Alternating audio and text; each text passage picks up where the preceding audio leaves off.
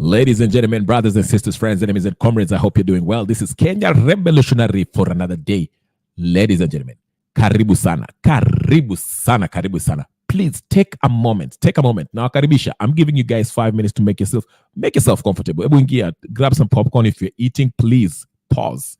Get some napkins, osha mkono. Settle down. We are in for a ride. Settle down. I will be here approximately an hour or maybe less.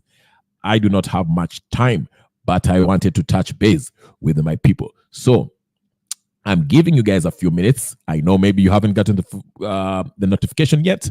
Please take a time. And please get in. The first order of business before I get in, before I even say anything, the first order of business is to do what? Like the video. And if you haven't subscribed, it is your first time, you don't know who I am, please go ahead and subscribe to the channel. Subscribe and put your notification on. So next time I come in, you'll see my face here. And I will put the link if you guys want to join anyone who wants to join the studio to have a discussion with me about this. The topic will vary. But the main one is Ruto traveled to the US with some ODM politicians. What does this mean? Oh, there's controversy. Well, Raila Odinga gave a statement about that, mentioning that the US actually invited these politicians. They were invited by Biden. And some people are questioning. They're like, the only person who was invited for an official visit to the US was the president of Kenya, who is William Samoei Ruto. It says nothing about Wandayi or Gladys Wanga or the rest. So there's much explaining needed there. Right Honorable Raila Odinga, please explain to us. Or are you just playing us? We shall delve into that. And we shall look at some tweets. What is being said up there? There's this brouhaha about $1.5 million that is going to cost taxpayers for this trip to the US. Think about it. Ruto had to take a special private jet so he can accommodate the members of the press, Pio Wandayi, Gladys Wanga, Kimani Chungwa, so forth, Aaron Cheruiyot, and the rest of them. Okay? This was a private jet that he took, he leased, or he hired or rented to fly him from JKIA to Hatfield, Atlanta, and to Washington, D.C., okay? So we shall discuss this. So please take your time. Ladies and gentlemen, brothers and sisters, take your time. Musikue na raka. Don't be in a hurry. Please. Like the video, subscribe as we get started. And if you're going to watch this in repeat later on, if you're sitting maybe at work, you're doing your office work, now you want something to listen to, unaweza kuweka kwa masikio, you listen to it pole if you and make sure, of course, if you don't know, you have to subscribe and you have to like it. That's the first order of business. Okay, let's get in. I'll put the link here for anyone who wants to come and comment about Ruto's visit and all this stuff. Kuja wengie tuongee. Hapa is open for anybody, and I mean everybody. Okay? So I'm putting the link of the chat for anyone who wants to get in.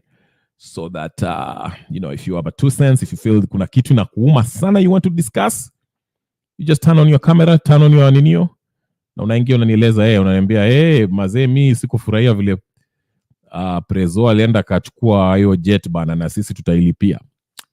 So much happening, by the way.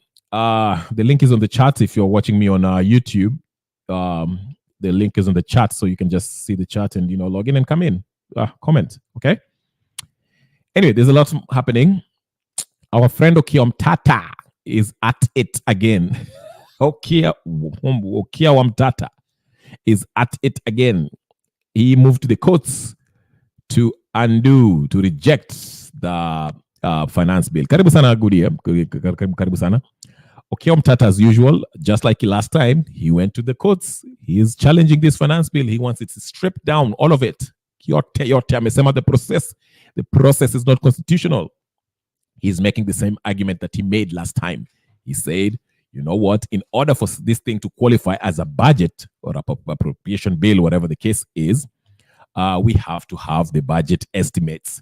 Okay, what is the budget estimates? The expenditure, what we want to spend our money on, and also revenue estimates. Okay, we have to know the estimates, revenue estimates.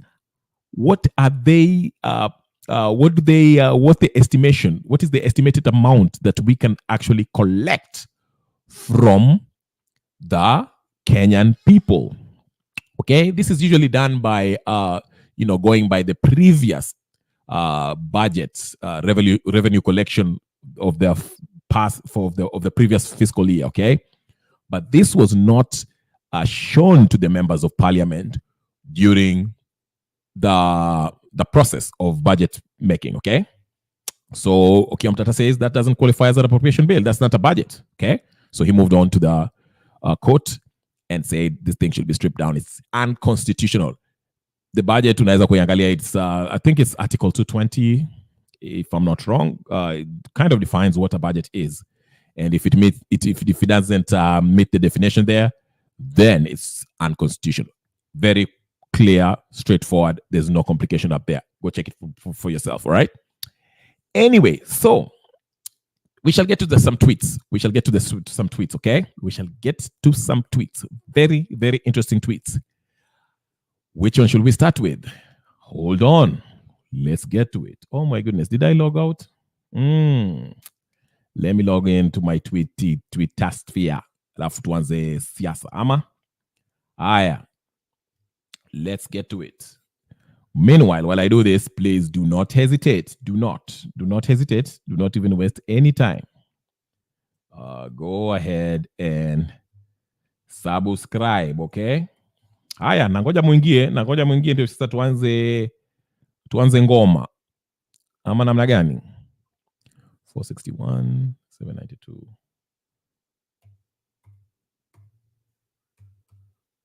All right.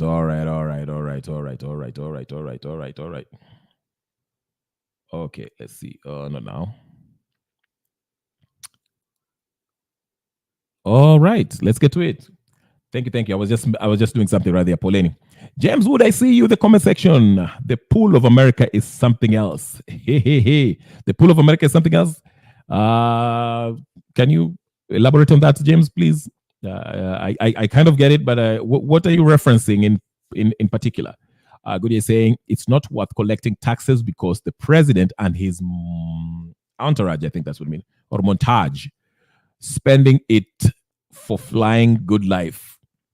All right, I guess, maybe, I don't know. Anakulara lakini nyi mtalipia. That's the deal, I guess. Ay, Kenya kweli maneno ni maneno yaweza ku you'll be surprised. Okay, let's start by let's go over some tweets, then we can discuss this. Tutaingia kwa mada. Even our friend, what's his face? Robert Alai had something to say about Wandayi and Gladys Wanga going to traveling with the president in that private plane. They went to the US together, remember? And he reacted to what the alibi or the excuse that was given, the reason that was given by Raila Odinga and ODM fraternity. James Wood is saying, let's talk Gachagua. He has come fighting.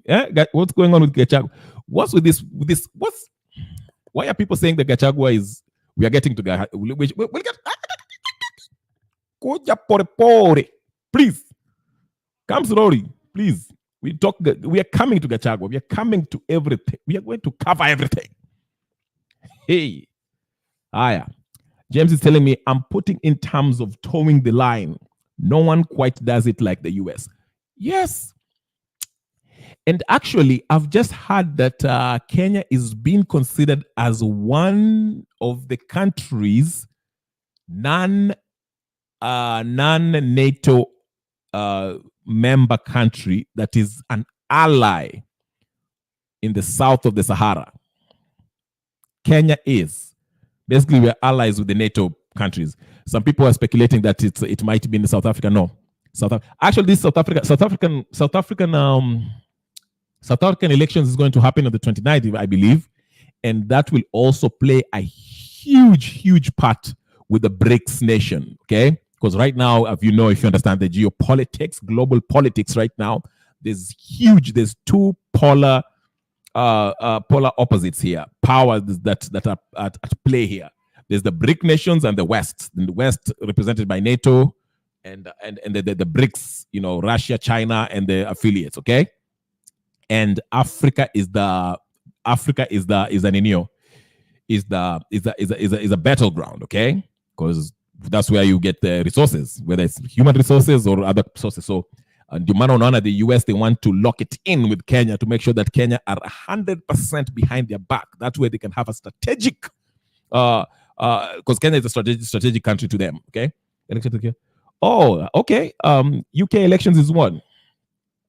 July 4th. Wow, July 4th is America's whatever, Independence Day, or whatever the case is. So this is interesting. Okay, UK also having in July. Whoa, there's some huge elections.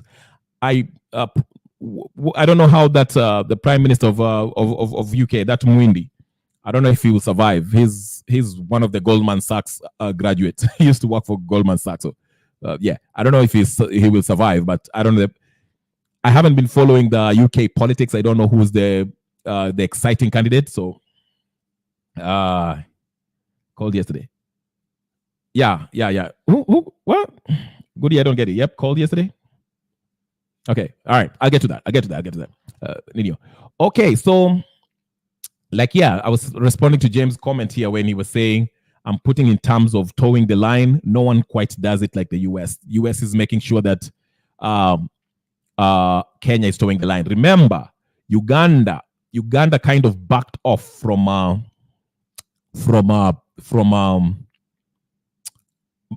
they backed off from the US. They're no longer the US, the US best friends like they used to. You saw, yes, it's half Mwindi, half Kenyan. Yes. The Prime Minister, the British Prime Minister, I don't know, I forgot his name, but yeah, he worked for Goldman Sachs. That's what I know him from. But anyway, like I was saying, Museveni, Yoweri Museveni used to be the go-to guy in the East African region. Kenya also has been a British, colony. It still is, basically, indirectly. But Museveni was the biggest puppet in the Eastern Bloc, Eastern region of Africa. But Museveni, Rishi Sunak, thank you. But Museveni kind of dumped the US and he wanted to join the BRICS. If you remember, he went to that Russia-African summit and met Putin and made it clear that, he wanted to align himself with the BRIC nations. And the US were not happy about that. So the US was saying, you know what, we're turning into Kenya. So we are going to boost Ruto. And Ruto was a willing participator. Like I said, hey, Mimi, as long as you give me pesa. By the way, did you guys read about Kenya will be receiving some military stuff, helicopter na mambo ingine in this meeting? Nakwambia, it's about to get crazy. So, to my larger point, before I get to the ODM part, that's why I'm saying, but anyway, that's why I'm saying Ruto's trip, the implication might be Africa, there's something, something is brewing. And that's why I'm saying South Africa, the election in South Africa is very important for the global elites, because South Africa, as it stands now, South Africa is part of the BRICS. So if there is vote for somebody who is not aligned with the BRIC nations, they can bring them back to the fold. So it will be a very heavily or highly contested presidential election in South Africa. So let's watch that. Very, very, very new. I think it's in March this year, May 29th of this year, where the elections in South Africa will happen. I'll be following that. I want to expand my meaning. I want to learn more about more African countries. I think you cannot even speak about Kenyan politics just by itself without considering other countries. I want to dig more into the Tanzanian politics, Ugandan style politics, South African, the regional, because I think everything is interconnected, okay? especially since Baba is running for AU. Hey, we don't know if he's going to win, but we'll see. So apparently there's this talk about Gachagua. Gachagua amekasirikana na nani? Amekosana na Ruto. What's going on with Gachagua? We'll get to that. But let's get to this. Raila traveled to the US with some of ODM politicians. I told you the handshake was the deal breaker. Lakini tuingie kwa tweets mwanzo. Let's get to the tweets. Then I'll offer my view on what's going on. Like the video, ladies and gentlemen. If you haven't liked my video, like it and subscribe to my channel, Kenya Revolutionary. If you haven't subscribed and you don't know who I am, subscribe and put your notification on so you get it. Every time I come in, you can always see me, watch me while you're at your work. And if you want to participate, the link is in the chat. All you have to do is just click the link, turn on your camera. Hey, ingia uniambie what you think. Uniambie, oe, mimi Ruto siskizani naye ama huyu. Let's get to the tweets and let's hear what people are saying, okay? All right. Sawa basi, tutaingia hivyo. Thank you so much, guys. Again, as I bring this up, like the video and subscribe if you have subscribed. Okay, let's get to the mambo ya leo. I will take you guys to Robert Alai. Remember, Robert Alai was criticized, okay? When, what was it? There was something he did that he was disciplined for. I think there's something he did. I forgot what it was. He did something that he was disciplined for that kind of did not make the ODM hierarchy happy, okay? So I will get to that too. I will get to that. This case I must see, because I said before, okay. Shall we start with Miguna or shall we start with somebody else? I think let's start with Robert Alai. Let me start with Robert Alai. I like Nani before we get to Miguna. Robert Alai, because it seems like ODM now, there's some, kuna watu wanaangalia wanasema, hii ODM jamani, why is there double standard? Let's get started with the ODM. I remember the bet. Goody, I remember the bet. Let's start with the ODM. Remember the first casualty to be disciplined by the ODM hierarchy. Coffee break. The first casualty was Jalas. Jalas alienda kunywa chai at State House without consulting Raila Odinga. Before you know it, Jalas alibebwa juu maji kati. Akapigwa, akaambiwa bwana wewe you don't come to our meetings anymore. Unaenda unakutana you went and met the president. Wewe una wazimu wewe. Alafu akamtoa. He didn't get kicked. They didn't officially take him out of ODM because they couldn't legally. I mean, they tried, but there was no, meeting the president does not mean that you've left your party, okay? That's why you see these ODM people in the NADCO discussions, they're talking about respect for party politics or party affiliation or whatever the case is, which is nonsense. But anyway, let's not get away from what I'm trying to say. What I'm trying to say is that when Jalas, the MP for Langata, went and met President Ruto, he was shunned from the party. Basically, ni kama ametoka, but officially he hasn't left. But, just because he wanted to meet the president. And he was very adamant. He was like, you know what? If I want to meet the president for the purpose of bringing Maendeleo Langata constituency, I don't have to ask for anybody's permission. Then there were some people, I think it's Oyode and a couple of MPs who also got in trouble for meeting the president, okay? The long behold, Raila akaenda ka handshake ikafanyika, and people were like, huh? So why is the double standard? Raila anaweza kutana na Ruto, lakini sisi hatuwezi kutana na Ruto. So what's going on? Then Alai also was going to be reprimanded. Disciplined, because I think a few weeks ago he did something. I don't know. I think he met Gachagua. I think he met Gachagua or something like that. And aliandikiwa barua. Akaambiwa wewe. So he had to respond, and he was like, hapa mambo iko. So I don't know if he still has it on the Ninio. Let's see here if he still has it on his page. Ama maybe aliitoa, because it was interesting. It was interesting coming from Alai. It was very interesting. I thought it was very interesting. So Alai, let's read it here. I don't know if he still has it in his page. Right here. There you go. Can you guys see? Mnaweza iona? Okay, so All right. So here, I hope you can see it on the screen, ladies and gentlemen, brothers, sisters, friends, and comrades. Here, Alai is saying, I'll read it. This is 11 hours ago. Alai is saying, if there was fear that UDA was poaching ODM leaders because an ODM MCA attended deputy president's event, we must fear that the president has now poached the whole of ODM with this. Chama imeenda jamani. Show cause my leader. So Opio Wandayi, at you, Opio Wandayi, explain yourself. So there's the picture. So again, he's referring to the issue I was referring to. When there was an event which was being hosted by Gachagua, and Robert Alai attended that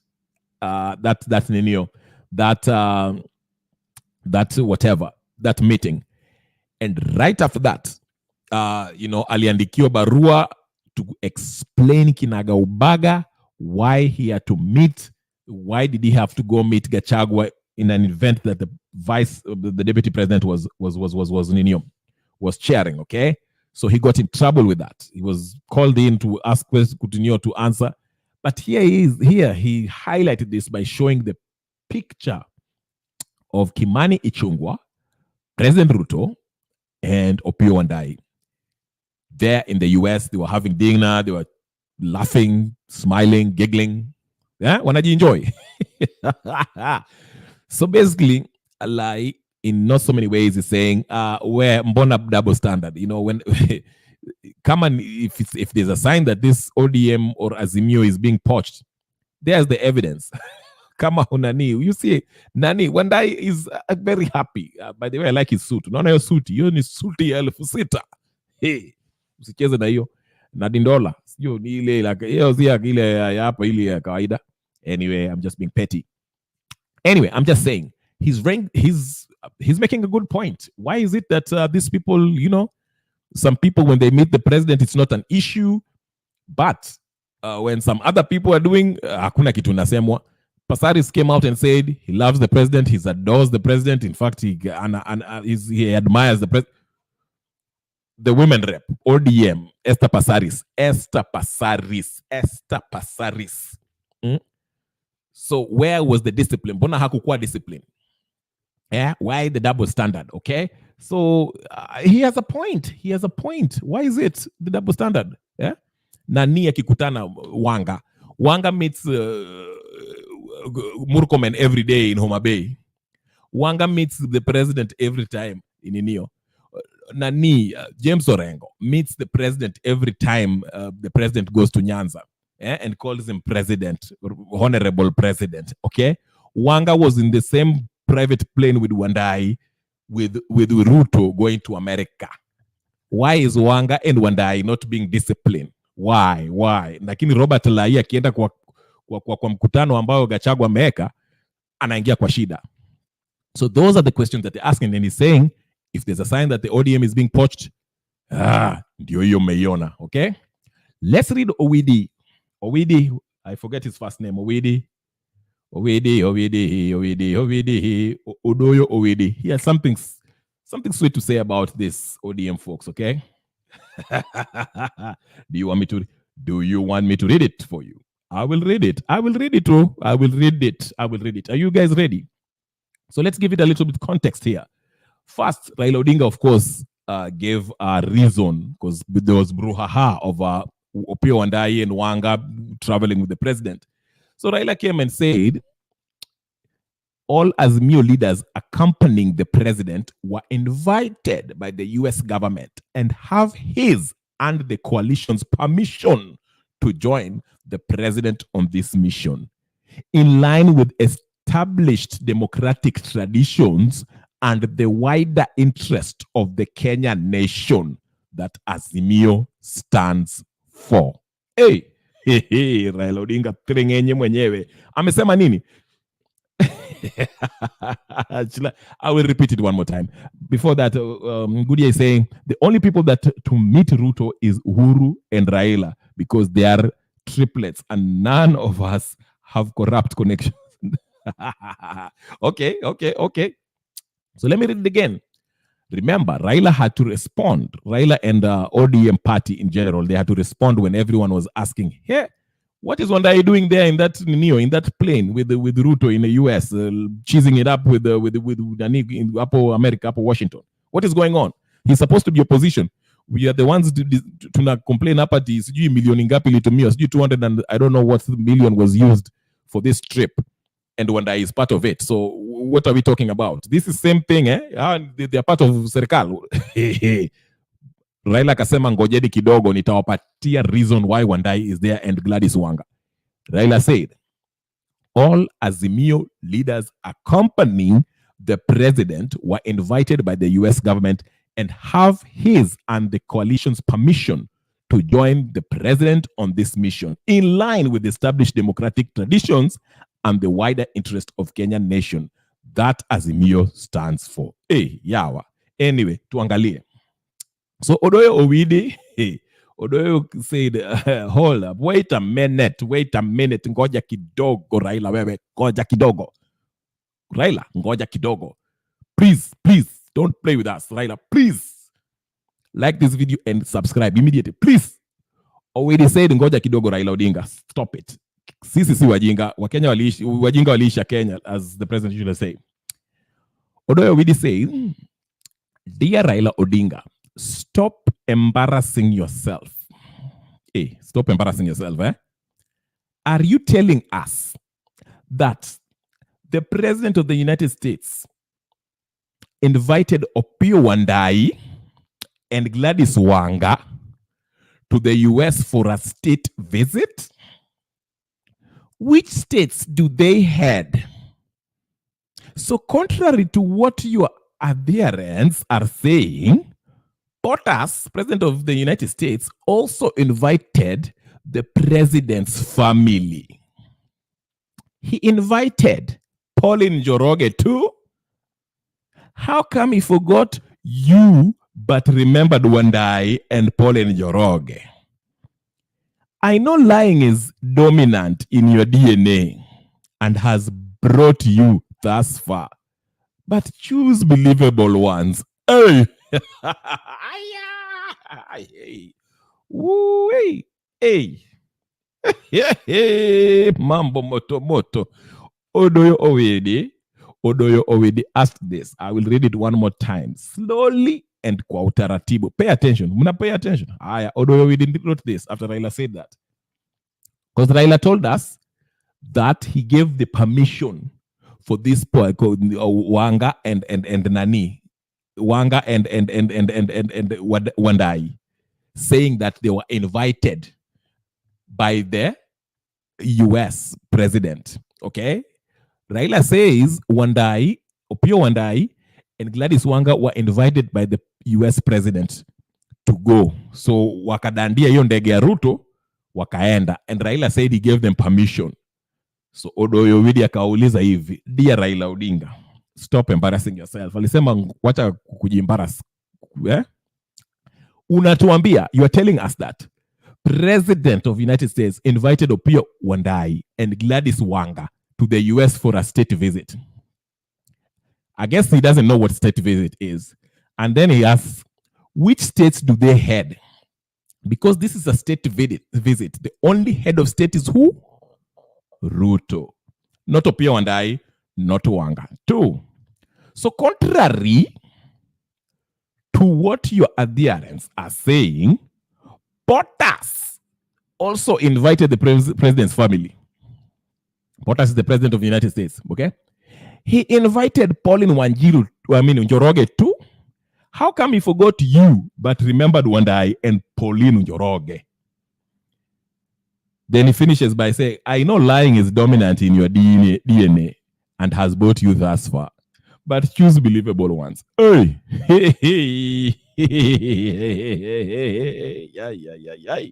Mambo moto, mambo bad. Basic. Raila Odinga. Hey, Gudi anatuambia Doji Raila has sent them as a decoy and spies to watch what Ruto is up.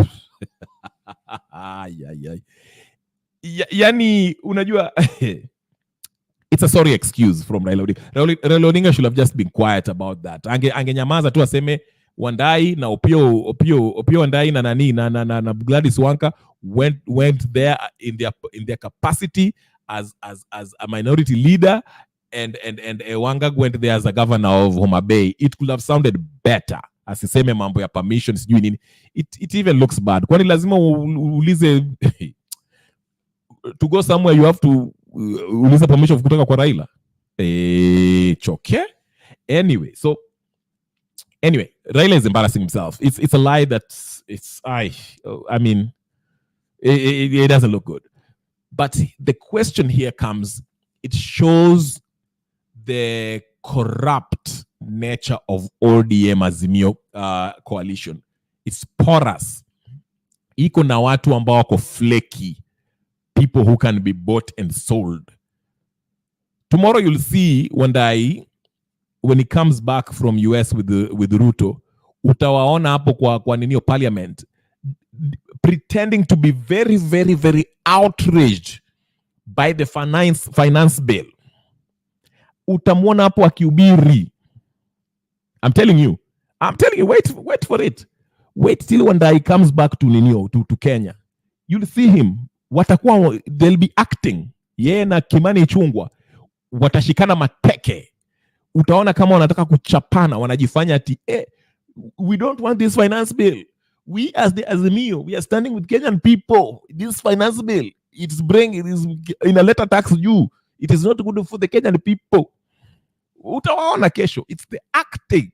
But ikifika saa ya kwenda kwa US, they all use one plane. They used one plane. That's why walichukua hiyo ndege kubwa. And they all sit here, dine together, laugh together. Wamevaa hizo suti expensive. They are going to sell Kenya. Na uliwaona wakicheka hapo Washington. Uliwaona wanacheka kweli kweli. Wakirudi utaona wanajifanya ati sasa ni maadui tena. Sijui nini, Ruto sijui nini. I don't even like that president. We should look for a way of removing the president because the president has sold the Kenya. You'll hear Wandayi here. Utamsikia.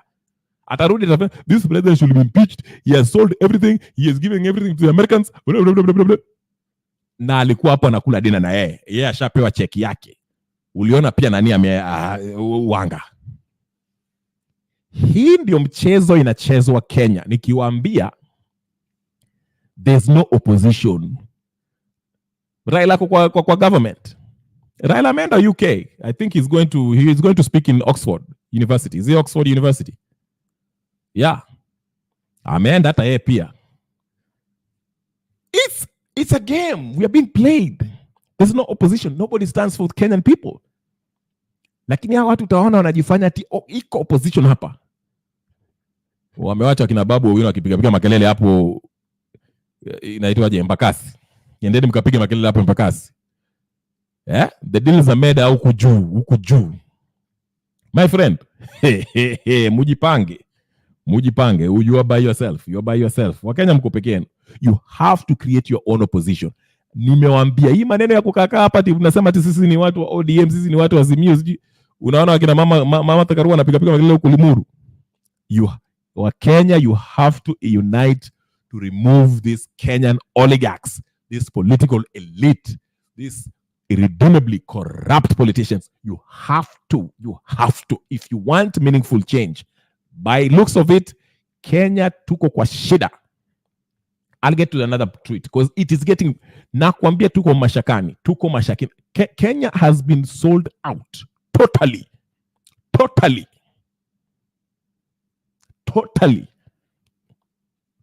Subscribe, ladies and gentlemen. Subscribe. I'll get to Gachagua. Msifikiri nimesahau Gachagua. Wachani Gachagua. Nitaingia kwa Gachagua. Nataka mungoje kidogo. Owidi. Okay. James is telling me, what is the appeal to go to the US with Ruto anyway?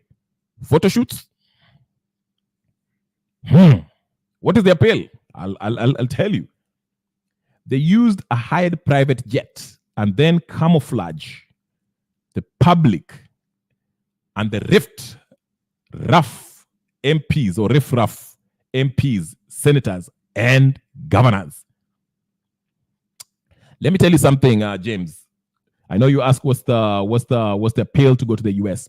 Most of these politicians have businesses. Okay, they have businesses, so they might go there to strike a deal. They make deals. Africa is on sale. Kenya is on sale. Any country that you see that is have very close ties to the US or British, these people, they go there to make deals. Okay, if you hear them talking about, there's a country, which is it? There's a country that just gave Kenya's UAE just gave Kenya's how many billions ya msaada. Those billions are not free. Ask yourself why Junet Raila Odinga and all these politicians, they always fly to United Arab Emirates every weekend when I end huko. It's only a 6-hour flight or something, 7? Okay, why do you think they vacation too much there? Go look at that in the Neo by Al Jazeera about gold. It will give you an idea. It mentioned Patni and top politicians in Kenya. Ama jamaa wako na manyumba huko Abu Dhabi na hizo kadhalika na kadhalika. These are deals that are done, private deals that are, ndio maana unaona mtu kama Wanga. If okay, I'm so glad you asked that question. Wanga, you know what's going on in Wanga in Homa Bay? She's talking about investment. Ameenda kutafuta investment. What do you think she's doing? Anataka kuinvest in. Anajaribu investors wakujwa invest uko Homa Bay, but it's not investors who are going to invest in Homa Bay. The investor ambao wanaenda kusaidia biashara that's connected to her, because any biashara that happens between Kenya and Homa Bay, for example, I mean US and Homa Bay, Wanga tapata cut for being part of it because she's the governor. Mpaka eke sahihi ati this foreign government is coming to operate in my county. And if it does that, anapata cut. Ni deal ambayo ameweka, atapewa milioni kadhaa. Musifikiri hao watu wameenda tu ati sijui nini. These people, money brings everybody together. Ndio maana nasema, ikifika mambo ya corruption, everyone in the government since the days of Jomo should be arrested. Everyone, their hands are dirty, with the exception of maybe few people who refuse to eat money. This is how these deals are done.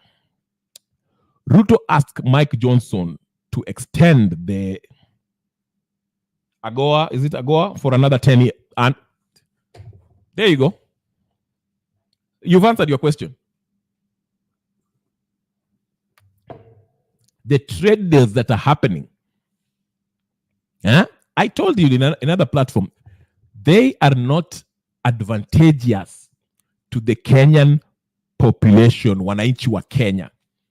These are trade deals that are good for the investors, foreign investors. When I say foreign investors, I mean these global corporations. Why do you think they went to Atlanta and they went to Nunio, to the Atlanta, the headquarters for Coca-Cola? Hey. Wacha tu ninyamaze mimi. That's what I'm telling you. The sovereignty of a nation, the sovereign power of a nation is being usurped by corporate interests. Corporations are now becoming more powerful than sovereign nations. How do they do that? They do that by bribing the head of states of emerging economies. Unasikia? So kama Ruto, somebody told me that the UN are the ones who are wanapatianga pesa IEBC. Okay?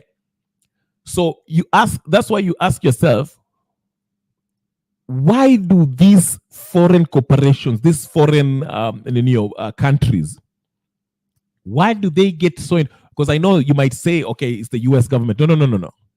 Who's the number one lobby? The lobbyists, the people who write the check for the campaigns so that Biden can be president. The people who write the checks so that he can be president.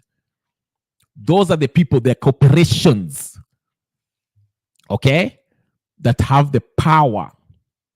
They use the president to write policy. So they say, okay, enda invest Kenya. How do we invest in Kenya? Oh, kuna governor pale analeta kinini, anataka ku develop the only, he doesn't want to import goods from US. So what do? Wanaingia wanasema, okay, election inakuja, okay, tutafanya ile kitu. Same thing with the president. Ask yourself this, as we continue, ask yourself this. Ibrahim Traore, a very young democracy in Burkina Faso, a young captain, okay? Thank you. A young captain who took over Burkina Faso was offered money by IMF and World Bank, and he said no. Alikata. Kata. Akasema, we can raise our own revenue. We don't need to take loans from foreign banks or foreign corporations or foreign nations. We shall raise our own revenue. Now, once he did that, he just survived. Survived coup d'etat.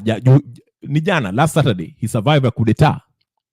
They almost killed him because they refused to take the loans. But Ruto, who's receiving loans left, right, and center, and top, bottom, katikati, is very safe, riding around in a private jet with Wandayi and Gladys Wanga. Yeah? You see the difference? The leaders of Africa who want to help Africa are the ones that they target and want to take out. But the sellouts like Ruto are the ones that are living comfortably, riding around. Tena wameitwa to sit at the big table. Tena state visit. Mwenyewe, state visit. Amevaa suti, hata kakaa kwa ile kiti ya Joe Biden hapo Oval Office. Hey! Nyinyi mnakaa hapo mnasema, hey! Ruto amefika. But the reality, he has sold you out completely. Your sovereign authority has been handed over to foreign corporations. Gudi anatuambia Coca-Cola, why not sell our Tusker to the Western? Yes. Why not? Why do we need Coca-Cola? Si tunaweza kutengeneza Coca-Cola yetu. Stony tangawizi na Vimto, whatever the case is. How is Kenya going to pay back the debt? Thank you. How is Kenya going to? They will never pay. It is not designed to be paid back. Those loans that are taken are not. I was in another panel and I asked, why can the Senate, the legislative body, do an audit and see the money that we acquired legally? Kumbuka, all these loans, any loan that the Kenyan government takes has to be approved by the parliament. None of it are approved by the parliament. Zinachukuliwa tu debt. Now, all of these loans, wewe hizi loans zinachukuliwa zinaendanga wapi? Mbona tuone maendeleo? Because the constitution say you can only borrow for development. You can only borrow for development. Development gani ilifanywa? SGR mlilipa 5 times the cost that is supposed to. Tanzania ndio wao walitumia 1/5 of what you've spent on SGR, wameweka gari ya moshi hapo ninio, electric gari ya moshi. Nyi bado mnacheza hapa hivi mna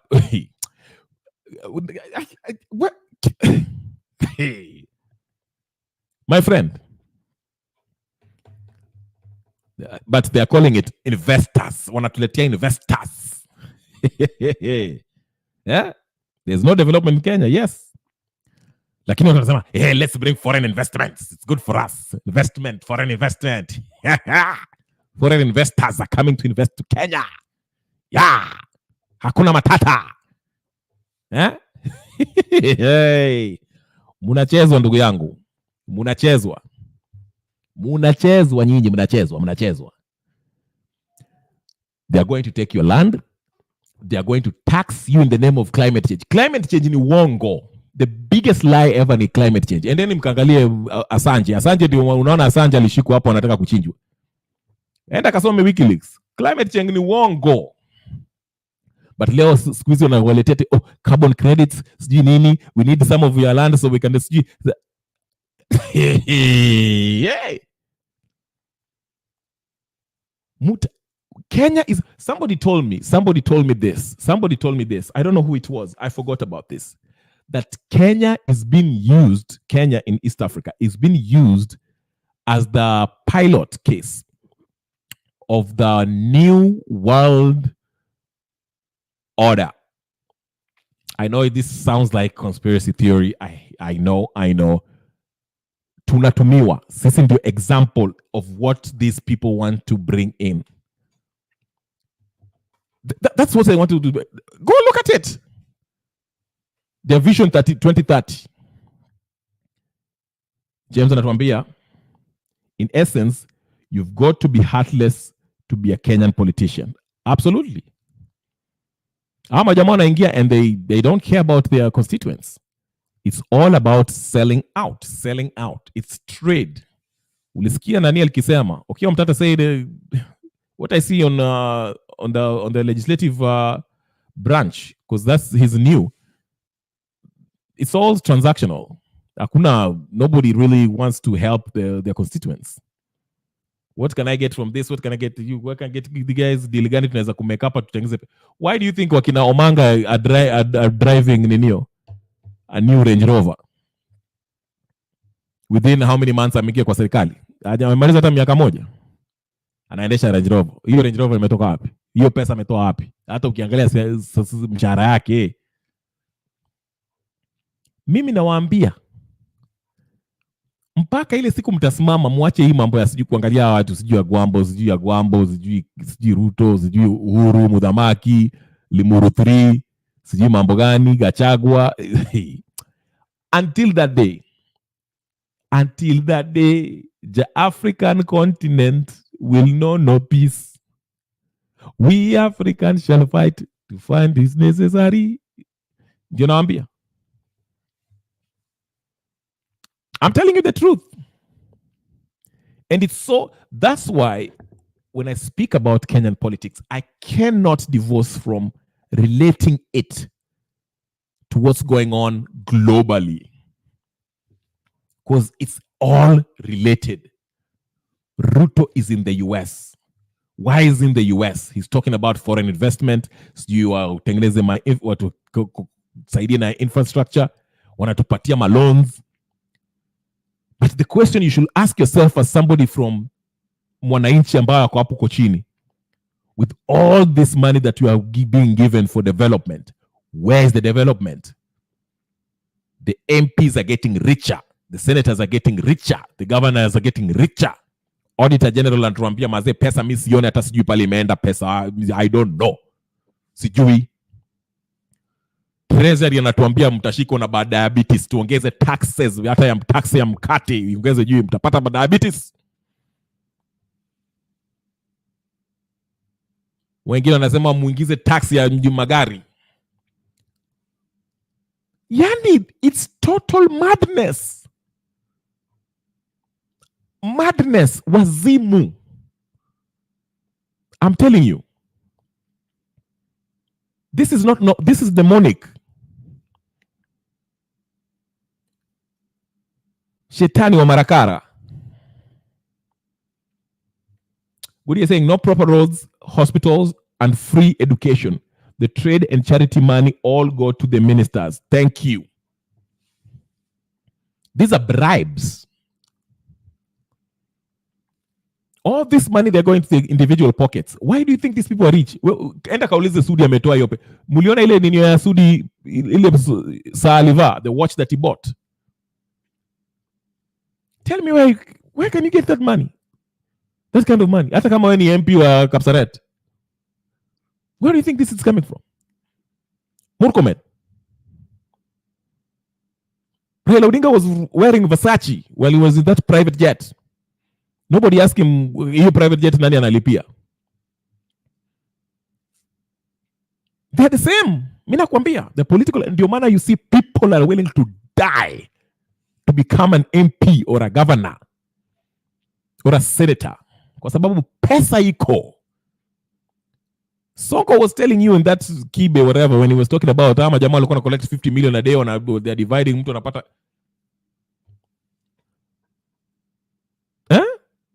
James Orengo, his alinio deputy governor alikuwa anasema, was snitching on him. 900 million in a day was being withdrawn. 900 million Kenyan shillings. Looting CIA impressed account to death. Tibim tialala ria. Na nyi pia mnasema rias. Vijana ria. Vijana nye.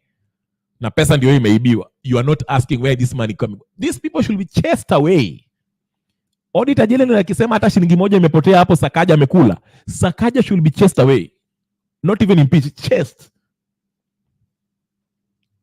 Na akishikwa atandikwe before aende pelekwe kamiti, achapwe viboko nyaunyo. But these politicians are looting. Lakini utamwona hapa atasimama hapo na mtampigia makofi. Huyo ni mtu wetu, huyo ni ODM. Azimio ra. Na pesa yenu inaenda. Kenya kwanza Kenya kwanza Madeni wameenda kuomba madeni huko Amerika. Usifikiri watakupatia hiyo pesa ni bure. Ndio maana unasikia sini wamechukua madeni. Wacha hii finance bill na hii finance bill itapita. Mpende msipende. Unajua nani ameandika hiyo finance bill? IMF ndio wameandika. Na nani? Mama Meg Whitman.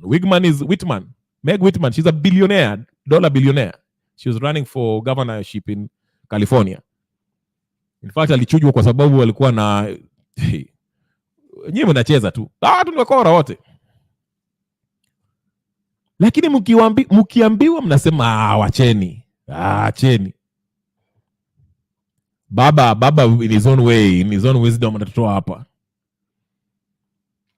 Ruto sijui nini Zakayo. Hata mumuite Zakayo, mumuite Samson, mumuite Judas. Find all the names. Make fun. Sasa mnacheza na hii mambo ya Gachagua hapa. Gachagua is also a corrupt person. Corrupt to the core. Everyone, their prerequisite in corruption. In government or outside government. Opposition or the main ruling party. Ichungwa sini ndio walikuwa hapo Thika wanapiga mtu bunduki. Hii Ichungwa hii before aende Amerika hapa. Sina alikuwa anapiga watu bunduki hapo chini hapo Thika. Kabla walifukuzwa hapo wakapiga mtu bunduki hapo. Sasa yako Amerika anacheka. Na atarudi. Lakini you don't see how dire the situation is. The seriousness. And these people are working. Jerry Kalonzo, you know Kalonzo walikuwa wanatengeneza hiyo NADCO report in those 3 months. They were given a budget of 100 million. 100 million for 3 months.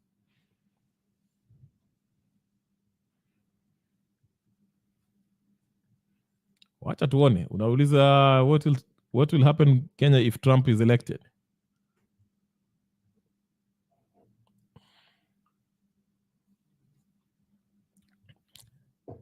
I don't know. Because even if Trump becomes the president, he'll be so preoccupied by other stuff. Because as the US president right now, if you get in, you have to worry about the economy. You have to worry about the Middle East. Because Israel and Apple, you never know. Iran just lost their president. You never know what they're thinking. You know, I don't think Kenya will be a priority, but it just depends Because if he wins, that means we will have another ambassador, a different ambassador. So just depends. If it's an ambassador who has been in the system,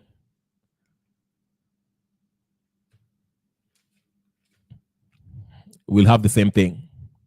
If it's an ambassador who's wants to be, is upright, then, the relationship with the US might change. But of course, the US don't want to lose Kenya to, because of course, Kenya, wakina Ruto watakula either way. They'll be like, you know what, if the US doesn't want to renew with us, si wa Russia wako hapo hivyo. Corruption yetu itaendelea na wa Russia, wa Urusi. So, it just depends. Kenya will be at the back of the queue, yeah. Not necessarily at the back of the queue, but it won't be a priority. Unasema, since I don't think if I was to be a betting man, I would say the relationship with the US will not change if Trump becomes the president. It will still remain the same. They still will remain. We have already been given that chair as the non-NATO alliance, not non-alliance. We are allied to NATO without being part of the NATO. Okay, we are the only country south of Sahara to be allied to NATO. Okay, so basically we are, in other terms, in other terms, we are aligned with the West. We are basically saying we are officially aligned with the West. Like I say, it's a bipolar or multi-polar global power arrangement right now in the world. We have the BRICS and we have the West. The West, our NATO allied countries, okay, which basically represent the NATO, represent the West, okay? Then the BRIC nations, the Russia, China, South Africa, India, and all sorts of people. So that's what I mean. Okay? But I don't think anything will change because the people who are calling shots for this alliance, they're looking at how United States can maintain its global hegemonic power. Okay? So I don't think it will change unless Ruto does something that really pisses them off. But yeah, I don't think it will change. Anyway, ladies and gentlemen, brothers and sisters, friends, enemies and comrades, I wish I could continue, but I cannot continue because I have to do something. So I only need you to do me a favor. Can you do me a favor? Can you like this video? Subscribe to my channel. Go to YouTube. Look for Kenya Revolutionary. Type Kenya Revolutionary, as you can see the name there, Apocini. Subscribe to the channel. Put your notification on so every time I come in, you can always get me. And always join me in the comment section, as Goodyear and James are. Thank you so much. I would like to thank you from the bottom of my heart. And for those of you who are watching on X, thank you so much. Join me on my YouTube live. Come to my YouTube and subscribe. Just don't watch on X. Come to the YouTube and subscribe. I will go into in depth on this issue, and we shall mention Gachagua more. Thank you so much, Goodyear, for liking and sharing. Yeah. So guys, go to my YouTube. Make sure you subscribe if you haven't subscribed. If you're watching this on repeat, subscribe. Put the notification button on and like this video. That way, next time I come in, you can find me here and you can join the discussion. I always put the link on the comment section. You can log in, put your camera on, join the studio, talk to me if you want to talk to me. If you don't feel like showing yourself face, you can always comment in the comment section. I'm always here, okay? But thank you guys so much. I have to leave it here. Actually, I have a few seconds to make it an hour. So use those few seconds to subscribe. Nyinyi mko hapo X, guys on the X, subscribe. Do not forget, subscribe. Thank you so much. Thank you so much from the bottom of my heart. Just like my friend here is saying, please like the video, share, and subscribe. Okay? don't forget, you have to subscribe so you can get me, so we can have this discussion. Okay? Aman again. Thank you so much. Bye. Bye, Goodyear. Bye, James. Bye, everybody. I'll see you guys tomorrow. Sawa. Peace and blessings.